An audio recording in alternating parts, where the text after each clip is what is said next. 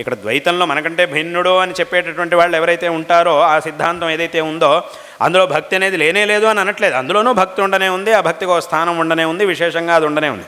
కానీ మేము చెప్పేది ఏమిటంటే అద్వైతంలో దానికంటే కూడా ఇంకా విశేషమైనటువంటి స్వచ్ఛమైనటువంటి భక్తి అనేది భక్తికి స్థానం ఉన్నది.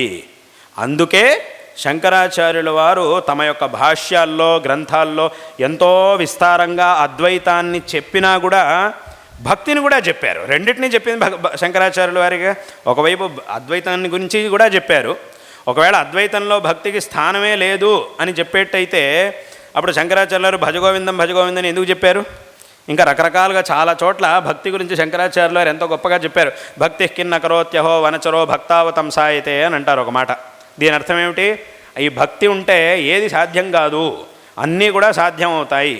భక్తితో మనం చేస్తే దేన్నైనా భగవంతుడు స్వీకరిస్తాడు అనే దానికి ఉదాహరణగా చెప్తూ శంకరాచార్యుల వారు అహో వనచరో భక్తావతంసాయతే అని అన్నారు. అహో అహో అంటే ఆశ్చర్యం. ఏమిటి? వనచరహ, ఒక అడవిలో ఉన్నటువంటి ఒక వేటగాడు అంటే కన్నప్ప, భక్త కన్నప్ప గురించి శంకరాచార్యుల వారు ఈ మాట అని చెప్పారు. వనచరహ, వాడు అడవిలో ఉండేటటువంటి వాడు, వాడికి దీని గురించి భక్తి గురించి ఏమీ తెలియదు. అటువంటి వ్యక్తి కూడా ఇవాల్టి రోజున భక్తావతంసాయతే, భక్తులందరిలోనూ భగవద్భక్తుల యొక్క పేర్లను చెప్పేటప్పుడు మొట్టమొదట మనం చెప్పేటటువంటి పేర్లలో కన్నప్ప పేరు ఒకటి. అంత గొప్ప స్థానాన్ని ఆ కన్నప్ప పొందాడు అనంటే దాని అర్థం ఏమిటి? అది దేనివల్ల సాధ్యమైంది? భక్తి వల్లే సాధ్యమైంది. కాబట్టి ఇది భక్తి యొక్క గొప్పదనం అని శంకరాచార్యుల వారే చెప్పారు. అద్వైత తత్వం గురించి శంకరులే చెప్పారు, ఈ భక్తి గురించి కూడా శంకరులే చెప్పారు. ఒకవేళ అద్వైతంలో భక్తికి స్థానమే లేదు అని అంటే శంకరులు భక్తి గురించి ఎందుకు చెప్తారు? కాబట్టి అక్కడికి ఏమైంది అని అంటే అద్వైతంలో భక్తికి విశేషమైనటువంటి స్థానం ఉంది. భక్తికి ఒక విశేషమైనటువంటి అంటే అహేతుకమైన స్వచ్ఛమైనటువంటి భక్తికి ఎక్కడ స్థానం ఉన్నది అని అంటే అద్వైతంలో ఉంటుంది. ఎందుకంటే అద్వైతంలో మన యొక్క ఆత్మ అనేది, ఆత్మ మీద మనకి ఎలాగైతే అహేతుకమైనటువంటి స్వచ్ఛమైనటువంటి ప్రీతి అనేది ఉన్నదో అదేవిధంగా ఆ భగవంతుడు కూడా మన ఆత్మస్వరూపుడే అయి ఉన్నాడు. కాబట్టి ఆ భగవంతుడి మీద మనకి అహేతుకమైనటువంటి భక్తి అనేది ఉంటుంది. తద్వారా మనం ఇంకా విశేషంగా భగవంతుడిని ఆరాధించగలుగుతాం.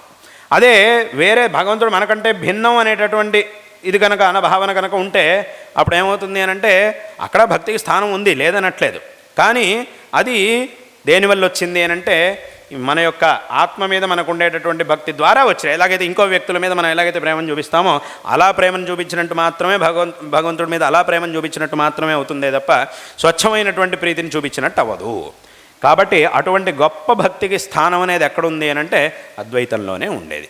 అక్కడికి భగవంతుడు మన యొక్క ఆత్మస్వరూపుడే అయ్యున్నాడు. కాబట్టి మన ఆత్మస్వరూపుడైనటువంటి భగవంతుడి మీద స్వచ్ఛమైనటువంటి భక్తిని మనం చూపించగలుగుతాం.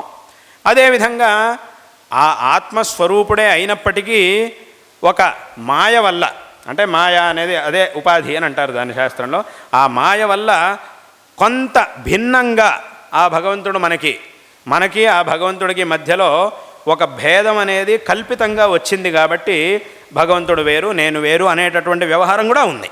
ఇటు భగవంతుడు నాకంటే గొప్పవాడు అనేటటువంటి వ్యవహారము ఉన్నది. కానీ వాస్తవంగా భగవంతుడు ఆ యొక్క ఆత్మస్వరూపుడే కాబట్టి ఆ భగవంతుడిని విశేషంగా అక్కడ స్వచ్ఛమైనటువంటి భక్తితో భగవంతుడిని ఆరాధించడానికి కూడా ఇక్కడ అవకాశం ఉన్నది. అంటే నాకంటే భిన్నంగా అంటే కల్పితమైనటువంటి ఆ భేదాన్ని పెట్టుకొని భగవంతుడిని నాకంటే భిన్నంగా గొప్పగా చూడడానికి కూడా ఇక్కడ ఒక అవకాశం ఉన్నది. కానీ అలాగనే అది కల్పితంగా వచ్చింది తప్ప వాస్తవంగా వచ్చినటువంటిది కాదు. కాబట్టి వాస్తవంగా ఉన్నటువంటిది ఆ ఆత్మస్వరూపుడే భగవంతుడు అనేదే వాస్తవమైనటువంటి అంశం. కాబట్టి ఈ విధంగా స్వచ్ఛమైనటువంటి భక్తిని చూపించడానికి కూడా అద్వైతంలో అవకాశం ఉన్నది.